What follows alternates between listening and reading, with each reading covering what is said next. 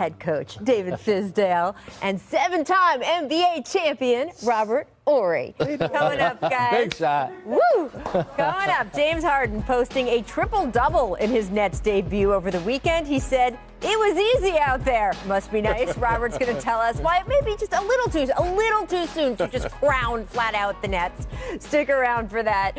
First, though, I do want to circle back to the legacy of civil rights icon Dr. Martin Luther King Jr., assassinated, of course, April 4th, 1968, outside of the Lorraine Motel in Memphis, Tennessee.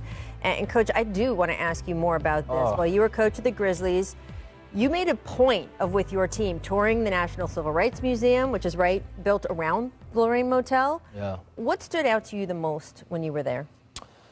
Well, first off, it just moves you immediately understanding the significance of what happened in that moment and understanding what it did to our country, what it did to the black community, what it did for black and white relations in our country. And you feel it, the gravity of it as you pass through it. In that moment there, well, they let us stand in the spot where he was killed. And for me, I think what broke me down was, here I am, a black man. I'm the head coach of the Memphis Grizzlies. And I'm 2 generations removed from a sanitation worker from Mississippi who went through Jim Crow, my grandfather. And that is who Dr. King was there fighting for, was the sanitation workers.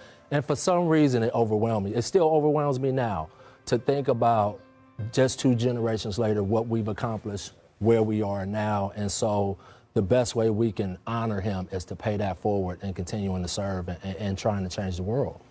Yeah, for me, that, even though I haven't had a chance to tour that, just watching you in that moment, it gets emotional, especially being a black man from the South, because you see all the trials and tribulations that black people have to go through and what we have to overcome. And it's just so heart-wrenching and so heartfelt that people around the world are really now trying to see what is going on in this country. And I know right now everybody wants this to be full force and to happen now because that's the day and age we live in, but it's going to be baby steps. Just think about it. I just talked about not having MLK Day when I played, now we have one.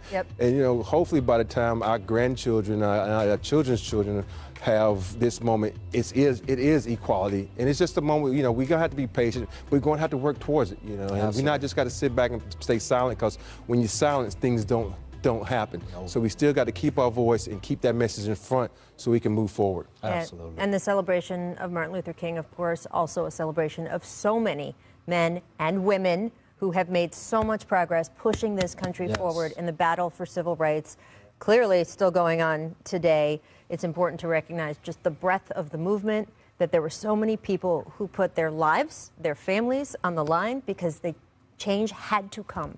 And we have so much respect for all of them, and it's up to all of us to keep doing it. And we'll be talking about it throughout the show today.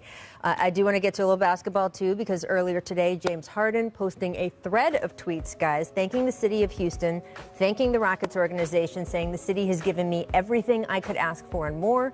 He goes on to write he's forever indebted to the city and, quote, it's far from a goodbye as I pay all of my debts. As for Harden's future, we did get our first look at him as a member of the Nets alongside KD on Saturday. He had 32 points, 14 assists, 12 rebounds. Oh, by the way, KD dropped 42 after the game.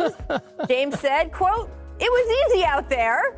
Harden responsible for 63 points against the Magic when you look into, between third most all-time for a debut in NBA history behind his Rockets debut 2012, Kyrie's Nets debut last season.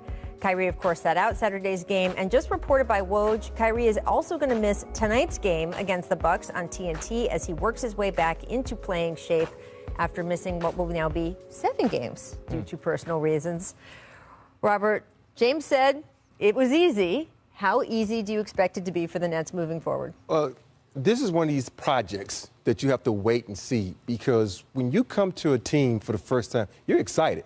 So you have all this energy, you have all this emotion. And you want to see how this is going to work out in 10 more games. Will you have that same energy and that same emotion, and will your teammates feel the same about you? Because we know James has a tendency to hold the ball and dribble, but when he's doing that and you're losing, how are your teammates going to react? Because right now, this is the honeymoon. Everyone's happy. Yeah, everyone's happy. And we want to see how this wedding, this match can be, 20 games in, 10 games in, because that's when the true team is going to emerge. Because right now, like I said, this is the honeymoon. Everybody's happy during the honeymoon. Well, I think we're not going to see this team lose too much. It's just too much talent. There's too much shooting on the floor. I think you're going to see this team play very well, very fast, and you can see the transition was pretty seamless. Why is that? Mike D'Antoni, maybe? Yes. But see, look at this. James Harden making plays off the pick and roll. KD's such a big target. He can hit him out there, get him easy shots. These are cake shots for KD. He don't even have to work for these right here because James Harden draws so much attention. But this is the play. James Harden recognizes immediately that KD has the mismatch. KG swings it to Brown, who is the other. And if they keep making plays like this, that's when they're going to be dangerous. When they don't care who the next guy is and they trust that next guy, they trust the pass. With that much talent, it's going to be very hard to deal with them. And by the way, that could be Kyrie in the corner next time, eventually, right? I mean, that's the idea. So swing to Kyrie. So you've got a little bit of Or just switch them all around. Right. I mean, it's just going to be like whoever has the matchup, that guy's going to have the ball and he's going to create. And as long as he keeps trusting his guys, good things are going to happen for this team. Yeah, and we see teams that cruise through a regular season and then at the playoffs it gets harder. What do you think they... He knows. I'm being diplomatic. It's a holiday. What do you think, Robert, what is sort of the thing that they have to work on throughout the regular season? Because Fizz is right. There's going to be a lot of nights it's just kind of easy and one ball out there. And so what do they need to work on and sharpen so when they get to those tougher tests in the playoffs, they can be up for them? It's going to boil down to teamwork. Yeah. And it sounds simple, but it is, because Kyrie is a ball handler, and how he's going to react with James handling the ball. And I think KD is the one who's going to sit back, because I think he can realize, hey, I don't have to use that much energy handling the rock. I can come off screens and shoot the ball, but we always talk about the offensive end, but we also have to know they got to play defense, and they lost their three best defensive players. So it's really going to be interesting how they can mix that all together on both ends. Yeah, Absolutely. because these guys are all capable of playing good team defense. KD especially, Kyrie has done it. James has even done it. I know his reputation, but he's done it if he wants he to. Said, I live in Houston. He just hasn't bought into it that often. Yeah, I'm deferring to the guy with the 7 rings. I want to get to Karis LeVert. Moved from the Nets, of course, to the Pacers as part of that 4-team trade. But news over the weekend, he is out indefinitely after an MRI revealed a small mass on his left kidney during a physical prior to finalizing the trade. Now, the Pacers talked about the fact that they discussed, should we void the deal, right? And Robert Horry, you told the story on Friday's show about you were part of a trade for Sean Elliott when a physical revealed part of his kidney problem, and that deal was voided. The Pacers decided, though, they did want to stick with the trade. Brooklyn sent an additional $2.6 million to Indy to ensure that the deal held up, so I'm sure that helps too.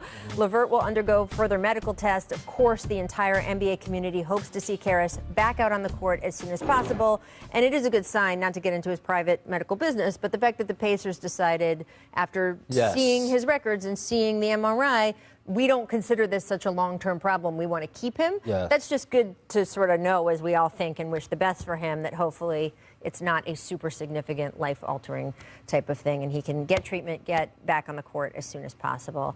Another team in that deal, the Cavaliers, we learned that they intend to trade or waive 2019 first-round pick Kevin Porter Jr. during an outburst he had Friday after finding out his locker was given to Taurean Prince, who was acquired in that deal. Porter's locker had been moved to a different side. Now, Porter hadn't played this season for unspecified personnel reasons. And we, of course, know that he had a legal incident, that they were trying to get him some help. According to reporting, this was first reported by The Athletic, confirmed by ESPN, that Porter reportedly got into a screaming match with Cavs brass and threw some food in the locker room. Remember, J.R. Smith threw the bowl of chicken tortilla soup years ago? I don't know what it is about food in the Cavaliers locker room, but there you go. After that altercation, Porter was told to clean out his locker. Other members of the roster were informed he would no longer be on the team. As mentioned, The Athletic first reported this incident. Coach Fizz, what is your reaction to this? It's sad, you know, because obviously you're starting to see continuous incidents happen, and you hate to see that kind of spiral start to take place with a kid. And, you know, I know as a black coach, you said that term a lot this show already, but as a black coach, knowing what some of these kids go through to get to where they are. And a lot of people don't understand it, but a lot of these kids, and I'm not excusing him for his behavior, but a lot of these kids suffer trauma. When you grow up in a neighborhood where gunshots is ringing out all the time, or the potential for you to get robbed is there all the time, or the police is you know, basically occupying your neighborhood, there's trauma that comes with that. And I can tell you from the standpoint of my own personal trauma, because I lived in a neighborhood like that, and I know where this kid is from. And so it's unfortunate to see him in these circumstances. You hope that people around him can help him and galvanize him and get his career and his life back on the right track to where, because he's super talented. An NBA player is not the question. It's can he can he get all of the other stuff taken care of? And, you know, I know JB and them try to do everything they can for the kid. Hopefully it works out for him. You know, when these kids come out of college and they have these issues, people sometimes think, oh, he has money, he's in the NBA, he has this status, that these problems might go away.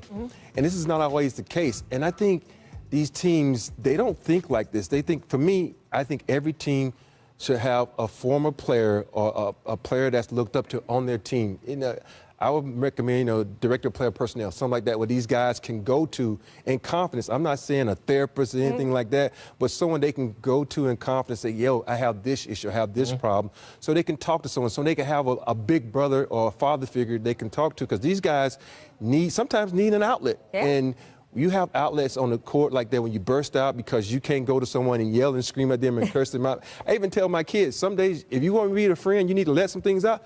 Do it, because once you get it off your chest, you're going to feel better, then we can solve the problem. Right, and teams do have those resources now, more so than when back in the day. But it's also up to the players sometimes to take advantage of them. And as you point out, guys can be a little closed off about that stuff because they've dealt with so much. Trust issues. Like some of these guys are really, they don't trust anybody to tell anybody anything. And what he's talking about is really important. I really spent a lot of time with the Knicks, bringing back all of the former Knicks, trying to get them talking to the guys, engaging with them about their experiences, their ups, their downs, the pitfalls of the game, things that can happen at home, things that can happen with family. And so that is a critical part of our job for these young guys. And hopefully, again, can we get him back and get him on track to be a good professional and live a good life? Well, we will keep watching that one. All right, coming up, Zion Williamson played a little bully ball against the Kings on ball. Pelicans, Kings, check out Zion moving bodies around, then throwing down a huge dunk along the baseline. I could not get enough angles of this last night. He just floated that thing. I mean, this is what we wanted from him, right? That combo, Rob? Yeah. He's on a roll like this. This is what you want. It's a oh my gosh moment, because the dude is so dynamic. He just tacks the basket, and you're like, wow, man, get out of the way. That was one of those weak side help jobs where that guy goes, oh, my bad, man. I got you next time. That's like, I can't get there, my bad. Later, Gator. But this guy, this is what he was built for here. This is a fun game to watch. Miss, bad shoulders, Pacers, Clips. Paul George throwing down the huge slam in the first quarter. So, Coach, this is the best Paul George has looked since? When he was in OKC. He was third in MVP voting, and he's starting to show that he's got a chip on his shoulder. I think the whole thing with Devin Booker got him going, all the criticisms about him in the playoffs, and he's starting to show people. Why y'all always trying to show clips where I was on the bench? I don't like this crap. Bird, I did not tell him to do that. Hey, PG is doing his thing right now. A lot of guys are going to still wait and see what he's going to do in the playoffs, because, you know, he calls himself playoff P, so we still waiting, P. That's the key. Well, we'll talk a little bit more about the Clips later in the show, but he looked good last night. Make Globetrotters. Let's get a little Bulls-Mavs action here. Luka Doncic going behind the back 2 times for the dish. He had 36, 16, and 15 in a 16-point home loss to the Bulls. So, Rob, is it a bad omen for Dallas that he plays that well and they don't win? Yes, it is. Yes. The thing about when you have your best player on your team playing this good and you get no help, it's going to be a long season. And guys should step up, because the better he plays and you win, He gets MVP. Help a brother out, please. Help him out. Let's go. Hey, I think they're gonna be fine. Yeah, I know you like this one. I like this Dallas team. I think they're gonna be just fine. Crap happens. Yeah, you have those nights. Miss Boredom, Ja is back. The entire NBA got better this weekend when this happened. Here's an alley-oop against the Sixers from Saturday. Wow, I The remember NBA you is better with John live. Morant in it. I'm sorry for the guys caught out on this alley-oop, but I'm sorry. Absolutely. So fun. No doubt about it. Look at This him. kid is one of the most exciting players in the league, hands down. I'm so jealous of guys like that, man. They can just fly through the air. I remember you had that. Not that easy. That's just simple for him. The things he can do is amazing. Amazing. Of the three people on the set right now, Robert, you were the one with the hop. You might got me though, right? Time to run it back to the best point guard alley-oops ever. Number 5, 2012, John Wall on Baron Davis. Take a look. Oh. Just take that, please. A little fun. Okay. Hey, BD, I did not tell him to do that, BD. You know, it's neighborhood with us, man. We love Baron, Come on, Baron. You know, I wouldn't do that to you. Baron has got a lot of people in Number return. 4, Baron got a lot of 2010, people. D Rose versus the Hawks. Could he fly? Pre-knee surgery, D Rose. Oh, man, I love watching those when it's Sight to against somebody behold. else. A Goodness. young, healthy D Rose is probably one of the best point guards you will ever see. Oh my God, we hate all the injuries happen. Number 3, 2000, Stevie franchise, Wow. Mr. Maryland against the Sonics. Oh, come on. Oh, come on, Stevie Shout out franchise. Sonics, we miss you. We do miss the Sonics big time. Come back soon. Come on, back Seattle. soon, We that's got to right. get a team in Seattle. Number 2, 2012, KD to Russ. Oh, man. Okay. Oh, I miss those two guys. They got 2 of them. I was I guess gonna it's say. just Kyrie now, right? It's Kyrie that's filling in now. They got some of the band back Wow. together. How good was Wait, that? That was how like the high? crank. You got the whole Good. thing. He there. does everything. So mad when he Yeah. just. Oh, 2001. poor bastard. Our friend Steven Jackson, Woo. Stephon Marbury. Steph can get up now. Yes. Steph has some Starberry moves. Look right at his there. hair. Oh, my. Over the head. Okay, Steph. Back in the day. All right, here's what the Jump recommends for today. NBA players reflecting on their social justice efforts. And what comes next for the league as we continue to honor the legacy of Dr. Martin Luther King Jr. today. Head over to the app to read that during this quick break. We will be right back.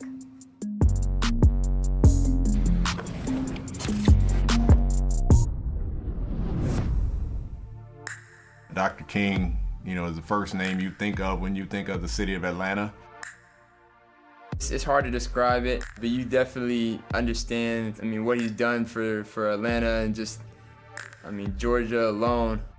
Just that in itself, you understand the history and you understand what he's done for this state and for this city. He stood for equality, he stood for openness in every aspect, being that Atlanta is such a heavily African-American populated city, and I feel like his legacy truly resonates with the people here. You know, when you talk about city edition, there's nothing better that we can do to represent the city of Atlanta than rolling out some jerseys that represent Dr. King and the legacy of Dr. King. Every year, the NBA honors the life and legacy of Dr. Martin Luther King Jr. This year, the Atlanta Hawks will honor the civil rights icon with commemorative jerseys with the letters MLK beginning on MLK Day, January 18th.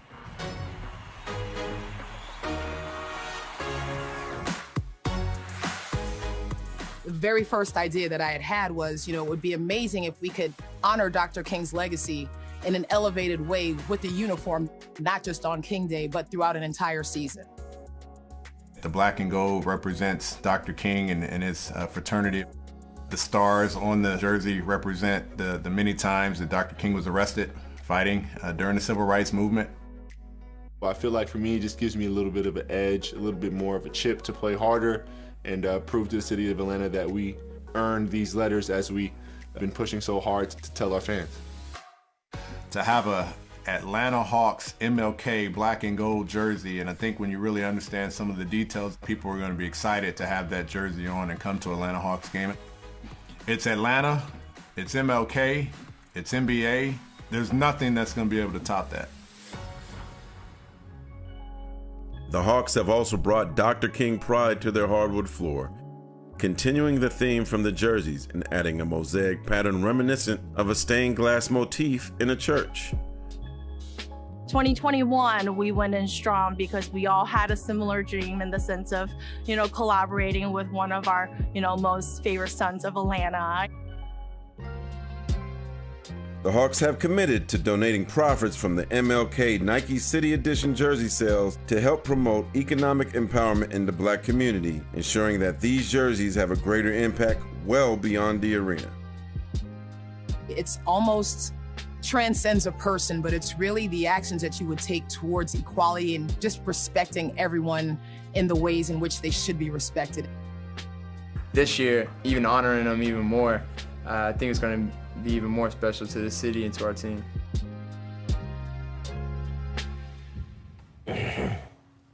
Fantastic work from Mark Spears. And the end of his story is that the Vatican, which hosted several NBA players in the offseason to discuss their push for civil rights, actually called the Hawks and asked if they could send their MLK jerseys to Rome. And on Friday, the Pope blessed them That's awesome. to honor their shared commitment to making positive change in social equality, economic empowerment, and love. We have a Pope now who puts out statements that quote love. I am all for it.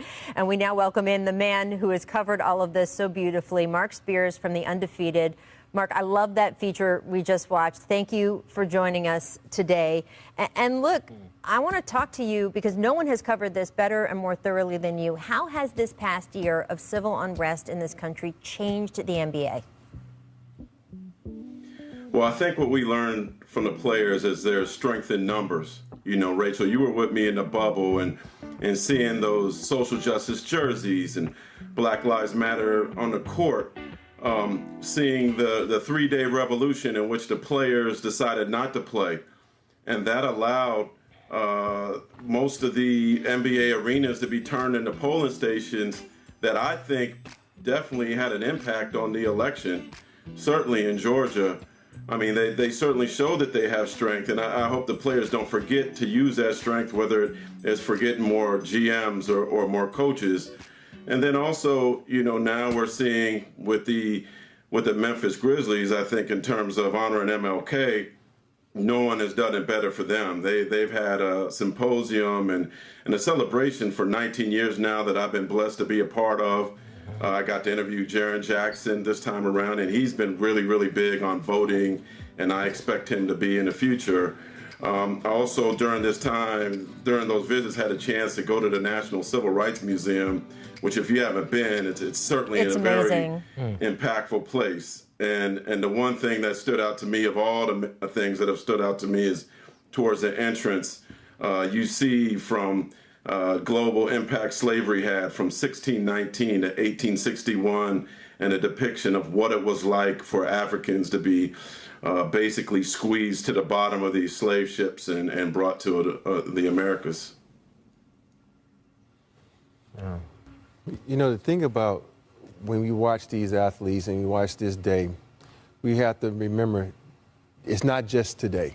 Mm-hmm. It's every day in the Black community for these people to see what's going on and to recognize the unjust and to try to even the playing field, so to say. And I love the fact that these players now have the platform to speak their mind, to say what they want to say, because when we played, we wanted to say stuff, but we were a little too afraid to say something because you could get blackballed and you could not play and you wanted to provide for your family so hey, have a better future. But now these guys, they're stepping up and saying, we don't care. We're going to use our platform because now you see it. There's a magnifying glass on us. So now when you say something bad, they're going to see it. We say something good, they're going to see it. So when I say that means the people of the world because of social media.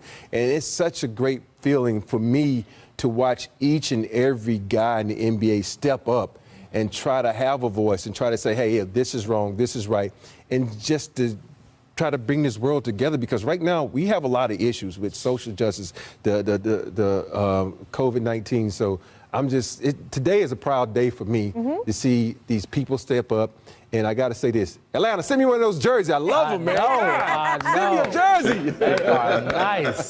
There is no doubt. And look, things have changed, Robert, since you were playing in the league. First of all, the salaries endorsement money has gone up. So if you do get, quote, blackballed by one sponsor or one team that is non-enlightened, you have other ways to take care of your family. But also, as Mark pointed out, strength in numbers, man. You had some of the biggest stars in the NBA when Dwayne Wade, Chris Paul, LeBron James, Carmelo Anthony stood up on that SB stage and said, we challenge all athletes out there. This is a priority to stand up for the people who are not being spoken for. Right. And I think that really unleashed an incredible sense of ownership from these young NBA players. We have an incredible crop of under 25 players in the NBA who do for their communities before they even do for themselves. Yep. And really, again, you have some of the elite players in the league taking a lead in it. In fact, Steven Jackson just let the cat out of the bag that Kyrie Irving has bought a house for the family of George Floyd. Big time. Floyd and Steven, of course, close friends growing up together in South Texas. Fizz, we've seen Kyrie be a leader. There's a lot going on with Kyrie Irving right now, but it should not escape anyone's attention. He has been a leader in this fight for social justice. And we've seen several other players step up. If you were advising some of the young players in the league, what do you think comes next for them? What can they do with this power that they now know they have? Well, I think you just got to continue to utilize your platform to elevate the community's issues, right? And really start thinking about law changing, right? And start getting into what is the root of the problem. And the bottom line is, what everybody's asking for is, can we get to a basic set of laws that everyone can live by so that no one's dying unnecessarily? I mean, I don't think that's a big ask when you really think about it. And I think the players just have to continue to keep that pressure on with the connection to the community and pushing that forward and using their platform to do it. You know, I was in that situation in Memphis when it wasn't popular and we were trying to get down statues of Nathan Bedford Forrest and Jefferson Davis. And I was feeling like Robert said, should I do this? Right. It was your first head coaching job. First head coaching job. I'm a young black coach. Will I suffer for this? Cap was just starting to kneel and stuff like that. And I had to do it because this is the home of Dr. King. And now you're starting to see corporate is getting behind these young people. And that's what's really pushing it over the hump, is that the corporate world is supporting our basketball guys and really starting to put pressure on all of these folks. Look at what happened with the Redskins. Right? That was a corporate push to change that name. And now what you're seeing is players are starting to recognize we got a lot of power here and they're using it the right way and they got to keep that pressure going. Mark, what do you think is next for NBA players? Well, I hope they keep the education going. To Fizz for what he did in Memphis and what he did in New York from just a standpoint. But, you know, I remember talking to a young star player, I'll just say that, last year, and asked him about Martin Luther King. And he said, you know, he really did a lot of good things. That he was an important American. And it crushed me to hear a young black man say that. So I think there needs to, don't depend on the schools. There needs to be more education at home. I mean, all he learned about was MLK and Rosa Parks and Malcolm X when he was in school. But I implore the players and all parents to show their kids eyes on the prize, like my mom let me see in the San American Center, and see the movie Selma and read up on Martin Luther King and other civil rights leaders, because there's just so much to learn that I don't think we should depend on the schools to teach. Education reform. You hear Donovan Mitchell talking about it all the time. All right, Mark, you're going to stick with us. Coming up, we're going to look ahead to the nightcap of TNT's MLK Day triple header between the Lakers and Warriors. Is James Wiseman already living up to the expectations? Hey, what's up? This is James Wiseman. I am the rookie from Golden State Warriors. This is my diary, The Undefeated. James is going to be our starting center before too long. Clearly, he is our long-term starting center. It feels good for Steve Kerr to introduce me as the starting center soon, because it just shows like how all the hard work I put in, like in a little time, like how I've been adapting and like adjusting really fast. I love expectations. I love when people put pressure on me and stuff. I mean, I love studying film on those great players, but I just want to become the next James Wiseman, become my own image. Welcome back to The Jump. I am joined by David Fizdale, Robert Horry, and Mark Spears. And that was a clip from James Wiseman's video diary with Mark and The Undefeated. So, Mark, do you think Wiseman is living up to expectations so far for the Warriors? Oh, most definitely. And certainly these expectations are very, very high. You know, I interviewed him 2 years ago. He's the most impressive high school kid I've ever talked to.